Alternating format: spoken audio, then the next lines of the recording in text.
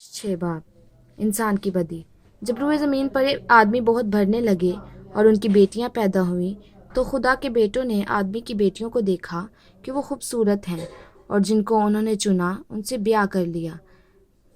तब खुदावन ने कहा कि मेरी रूह इंसान के साथ हमेशा मुज़ाहमत ना करती रहेगी, क्योंकि वो भी तो बशर है, तो भी उसकी उम्र 120 बरस की होगी।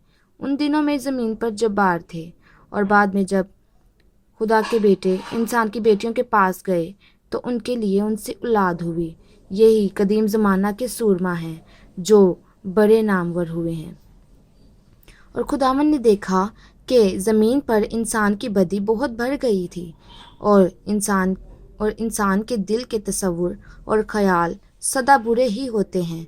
तब खुदावन ज़मीन पर इंसान को पैदा करने से मलूल हुआ और दिल में गम किया, और खुदावन ने कहा कि मैं इंसान को जिसे मैंने पैदा किया रूए ज़मीन पर से मिटा डालूंगा, इंसान से लेकर हैवान और रेंगने वाले जानदार और हवा के परिंदों तक, क्योंकि मैं उनके बनाने से मलूल हूँ। मगर नूह खुदा की नज़र में मकबूल हुआ। नूह का नसबनामा ये है।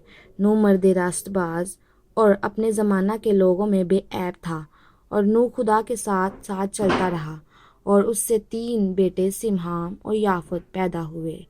पर ज़मीन खुदा के आगे नारास्त हो गई थी, और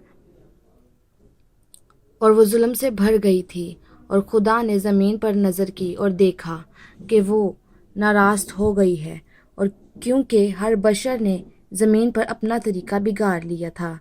और खुदा ने नूह से कहा कि तमाम बशर का खात्मा मेरे सामने आ पहुंचा है, क्योंकि उनके सबब से ज़मीन जुल्म से भर गई। सो देख, मैं ज़मीन समेत को हलाक करूँगा। तू गोफर की लकड़ी की एक कश्ती बना, इस कश्ती में कोठरियाँ तैयार करना, और उसके अंदर और बाहर राल लगाना, और ऐसा करना कि कश्ती की लंबाई 300 हाथ, उसकी चौड़ाई 50 हाथ और उसकी ऊंचाई 30 हाथ हो, और उस कश्ती में एक रोशनदान बनाना, और ऊपर से हाथ भर छोड़कर उसे ख़त्म कर देना, और उस कश्ती का दरवाज़ा उसके पहलू में रखना, और उसमें 3 दर्जे बनाना, निचला, दूसरा और तीसरा।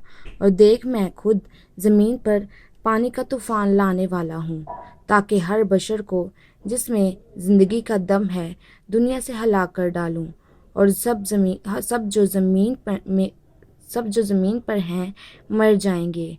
पर तेरे साथ मैं अपना अहद कायम करूँगा, और तू कश्ती में जाना, तू और तेरे साथ तेरे बेटे और तेरी बीवी और तेरे बेटों की बीवियां और जानवरों की हर किस्म में से 2-2 अपने साथ कश्ती में ले लेना, कि वो तेरे साथ जीते बचें।